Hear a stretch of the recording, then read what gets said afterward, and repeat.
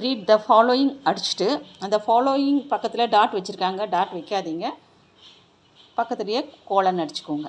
அதாவது எப்போவுமே பங்க்சுவேஷன் மார்க்ஸ்க்கு முன்னால் ஸ்பேஸ் விடக்கூடாது, ஞாபகம் வச்சுக்கோங்க. நெக்ஸ்ட்டு 2 லைன்ஸ் கொடுத்துட்டு அந்த பேராகிராஃப் வந்து 20 to 60 முடிக்கணும். ஃப்ரம் தி பீடினா போர்டுன்னு அர்த்தம், ஆஃப் ரெவின்யூ அப்படின்னு டைப் அடிங்க.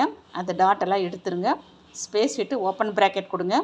கொடுத்துட்டு ஃபுட்டு ப்ரொடெக்ஷன் அடிச்சுட்டு க்ளோசிங் ப்ராக்கெட் கொடுத்துட்டு ஒரு ஸ்பேஸ் கொடுத்துட்டு லெட்டர் எல் வந்து கேபிட்டல் லெட்டரில் அடிச்சுக்கோங்க. நம்பருக்கு அடிச்சுட்டு பக்கத்தில் நம்பர் கொடுத்துருக்காங்க, அதை எடுத்து இன்சர்ட் பண்ணிக்கோங்க. நெக்ஸ்ட்டு டேட்டட் த 15th May அடிச்சு விட்டுருக்காங்க, அதுக்கு பதிலாக ஏப்ரல்னு கொடுத்துருக்காங்க.